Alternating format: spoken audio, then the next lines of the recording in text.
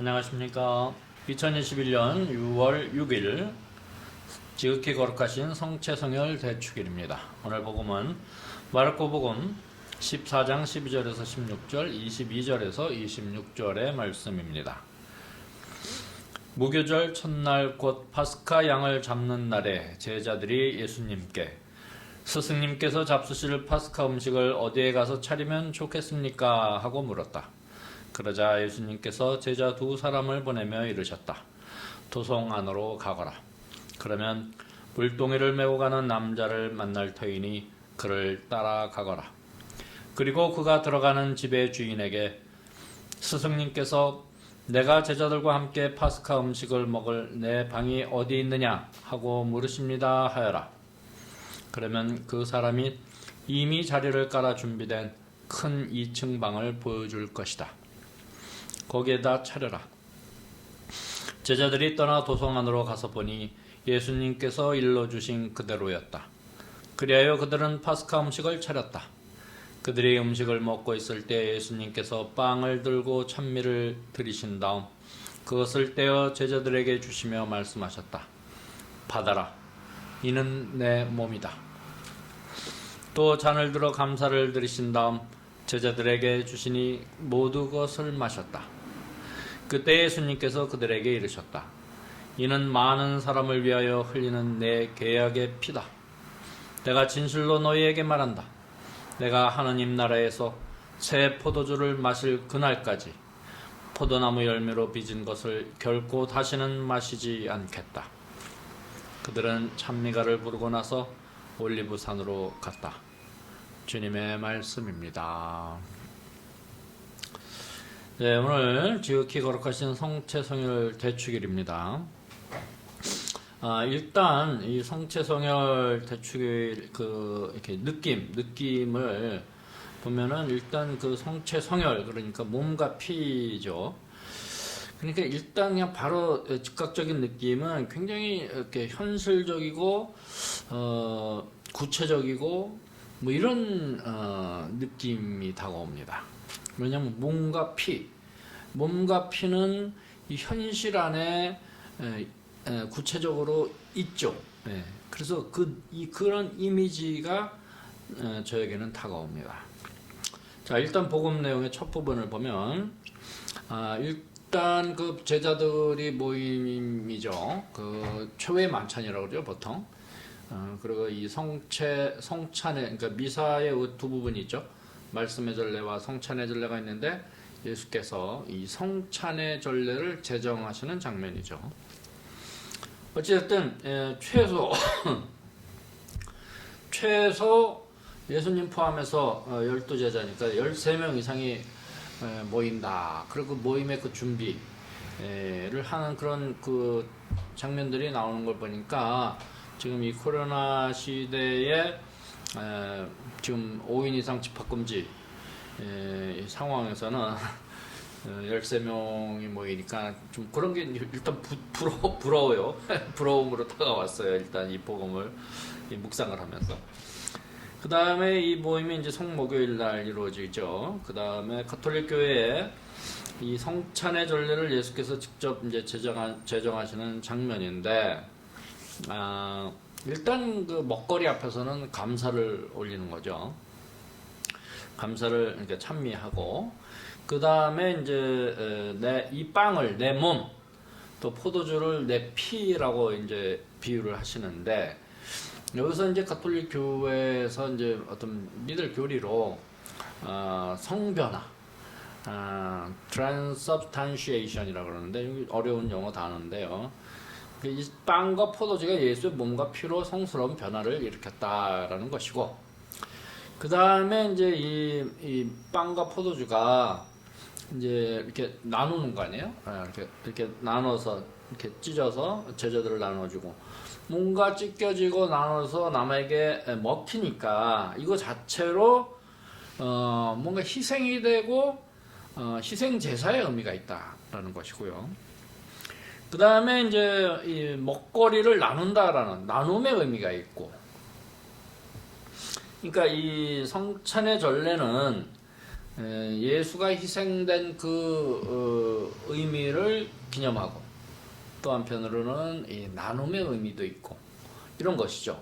그러니까 이것은 어떻게 보면 꼭 이 예수의 최후의 만찬을 이야기하지 않더라도 인류의 문화가 그렇게 형성되어 왔다라고 할 수 있습니다. 뭐냐면 우리가 제사를 지낸다 그랬을 때 제사를 뭐 어떻게 지냅니까? 이것은 뭐 예를 들면 이제 그 제사상을 차리죠. 먹거리를 갖다 놓고 그 다음에 이제 죽은 영혼들을 위해서 생각하면서 가족들이 모여서 사람들이 모였으니 또 그 제사 음식을 또 나누어 먹고 그러니까 이 제사라는 것 그거 그냥 당연히 그 잔치가 딸려오는 거죠. 사람들이 모이면 이 인류 문화 안에서는 뭔가 기념하기 위해서 혹은 어떤 무엇을 기억하기 위해서 사람들이 모였다. 모이면 그 어떤 세레머니를 하죠. 뭔가를 해요. 세레머니를 한 다음에는 반드시 이 먹거리를 나누는 그런 잔치가 그냥 아주 자연스럽게 딸려온다. 이게 인류 문화다라는 겁니다.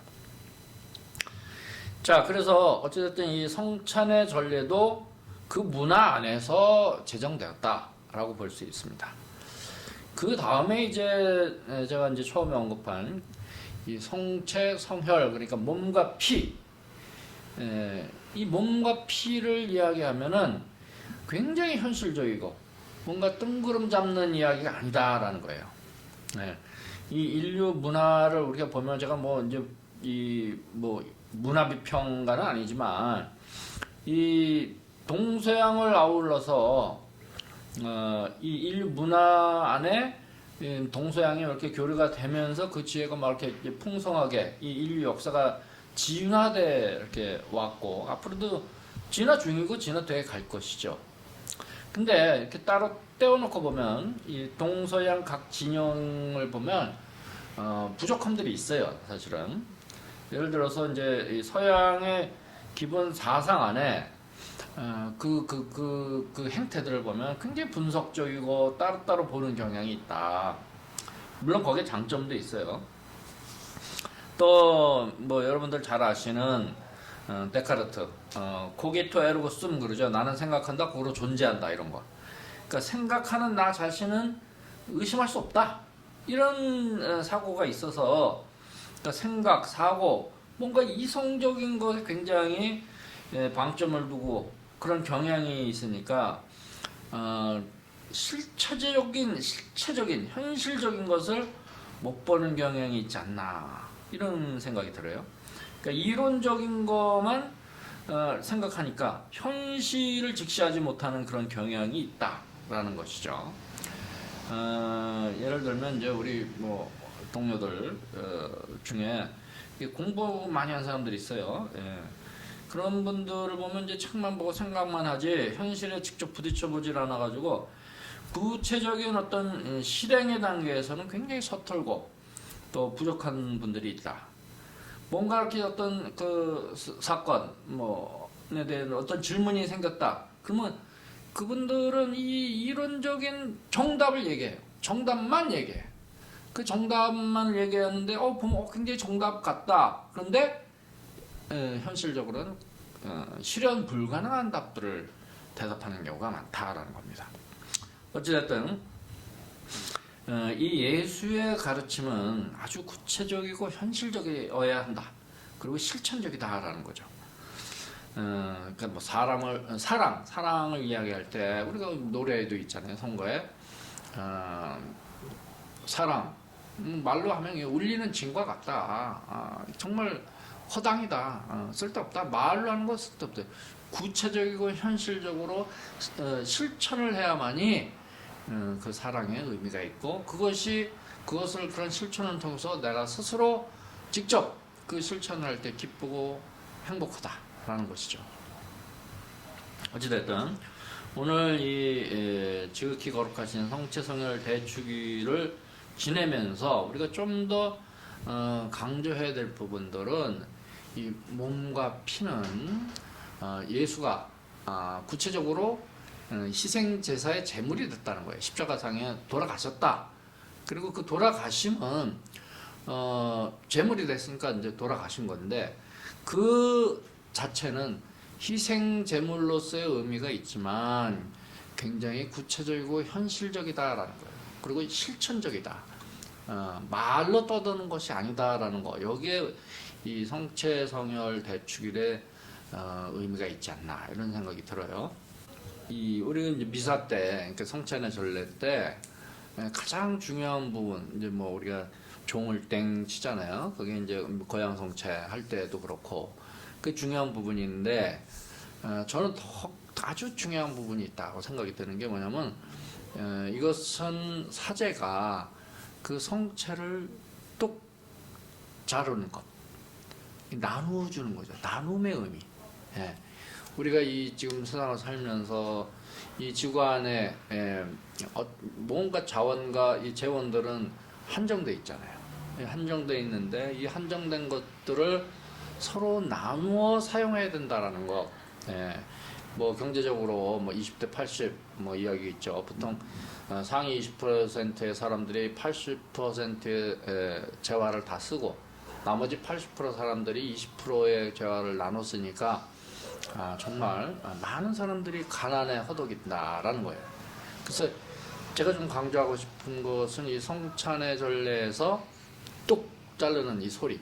이거는 미사 전례 때 보면 마이크를 통해서 아마 어느 정도 소리가 전달될 수 있는데 뚝 자르는 소리가 가장 중요한 순간이 아닌가. 나눈다는 것, 나눔의 의미. 그래서 우리가 지금 특별히 뭐 환경, 생태, 그 다음에 기후 위기 이런 상황에서는 우리가 정말 좀 더 청빈하게 살아가야 되고 그 청빈함에 가장 중요한 것은 자발적인 가난이다라는 것이요. 뭐 우리가 이제 풍족한 어떤 이런 사회가 됐다라고 하지만, 그러니까 어떤 경제 소득 수준이 높아졌다 하더라도 우리가 필요한 것만 아주 소박하게 사용하는 그런 어떤 생활 습관 이런 것들을 들여야만이 이 지구가 건강해진다. 내 몸도 건강해질 뿐만 아니라 그렇죠? 자발적인 가난. 예를 들어서 지금 제가 매번 이렇게 좀 누차 말씀을 드리고 강조하고 싶은 것들은 지금 채식을 해야 된다라는 거죠. 예, 지금 예를 들면 이제 고기, 생선, 계란, 우유, 유제품. 이 유제품은 치즈나 뭐 요거트 다 포함해서입니다. 그러니까 이것을 한마디로 얘기하면 동물성 단백질을 줄이거나 끊어야 된다라는 것이에요. 예, 뭐냐 하면 이 소고기 한 점을 만드는 데 있어서 어마어마한 그 자원이 투여돼야 된다라는 것이죠. 예, 소를 키우는 데 있어서 무슨 그 사료를 만들기 위해서 온갖 밀림이 파괴되고 거기에 콩과 옥수수를 심어서 사료를 만들어야 되고 또 그러기 위해서 물을 또 사용해야 되고 지금 지구상에서는 물이 부족해서 허덕이는 곳이 많은데 물을 그냥 한정없이 진짜 우리 표현으로 물 쓰듯이 물을 쓰는데 그거 좀 너무 낭비다라는 것이죠. 또 그런 생산 과정에서 발생되는 온실가스. 또 생선 같은 경우는 바다가 오염이 돼서 뭐 미세 플라스틱이 이제 물고기 안에 들어가서 우리가 먹으면 미세 플라스틱을 먹게 된다. 이런 것뿐만이 아니라 상업업, 그러니까 상어업이라는 것은 각 지역의 어촌에서 어민들이 뭐 조금 고기를 잡고 그걸 내다 팔아서 생계를 유지하고 이 정도야 뭐 어떤 그 생태계가 돌아가는데 큰 문제가 없을 수 있지만 이 상어업이 되면서 이제 무한정 경쟁이죠. 무조건 어떤 생산을 그러니까 고기 잡이의 그 양을 정해놓는 게 아니라 무조건 잡아서 무조건 팔아먹는 그런 자본주의 시스템에 들어가기 때문에 이 바닷물 속에 있는 많은 물고기들이 사람에 의해서 낭비되고 있다. 그럼으로 인해서 이제 그런 물고기들을 먹고 사는 포식자, 제일 상위 포식자, 고래 이런 큰 물고기가 아니고 포유동물이죠. 그 물고기들의 그 포유동물의 숫자가 줄면 그 포유동물의 배설물로 또 이 생명을 유지하는 식물성 플랑크톤이 없어진다는 거예요. 그러면 이 식물성 플랑크톤은 사실은 이 우리 지구 안에 이산화탄소를 가장 많이 소비하고, 그러니까 이산화탄소를 머금는 거죠. 온실가스를 발생을 줄이게 하는 가장 큰 장치인데, 이 식물성 플랑크톤이 없어짐으로 인해서 기후 온난화가 더 앞당겨진다라는 겁니다. 굉장히 이게 중요한 겁니다. 그래서 이제는 생선도 그렇게 마구잡이로 우리가 먹으면 안 된다라는 거예요. 이게 이제 인간의 문제인데, 어찌됐든 간에 고기도 먹으면 안 되고 생선도 먹으면 안 되고, 그 다음에 이제 계란, 우유, 유제품, 이것도 이제 하나하나 다 우리 조사를 해보면요, 굉장히 문제가 많은 그런 식품들이다. 그리고 그런 뭐 낙농협회, 축산업협회, 뭐 이런 협회들의 그 이익단체들이 뒤에서 로비를 하면서 이것을 많이 팔아먹게 해서 그 자본을 돌리면서 우리 몸은 망가지고, 이 동물성 단백질이 우리 몸에 들어가면서 많은 염증을 불러일으키고, 그 염증이 이제 커지면 암의 요소가 되고, 실제로 그 세계보건기구는 이 육류, 고기를 발암물질로 분류하고 있습니다. 네, 발암물질이에요. 그것을 그냥 무분별하게 그냥 많이 먹고, 우리 뇌리 안에 그냥 세뇌된 것은 고기를 먹어야 힘을 낸다. 절대 그렇지 않습니다. 네. 채식을 하는 운동선수들이 금메달도 더 많이 따고, 또 항상 그 기록이 더 높아진다는 것, 이 입증된 사실이에요. 그러니까 그런 옛날 사고방식, 고기를 먹어야 좀 힘을 낸다, 이런 잘못된 인식들을 우리가 고치지 않으면 우리 몸과 우리 지구가 굉장히 황폐해질 것이다 라는 생각입니다. 제가 이 말씀을 드리는 이유도 굉장히 구체적이고 현실적으로 우리가 일상 안에서 실천해야 된다는 것입니다. 오늘 성체성혈 대축일을 지내면서 우리가 일상 안에서 정말 실천적으로 해야 될 것이 무엇인지 좀 더 생각하고, 거기에 대해서 뭐 딴 거 없습니다. 뭐 생각만 하면 안 돼요. 실천하는 그런 신앙인이 되어야 될 것입니다. 고맙습니다.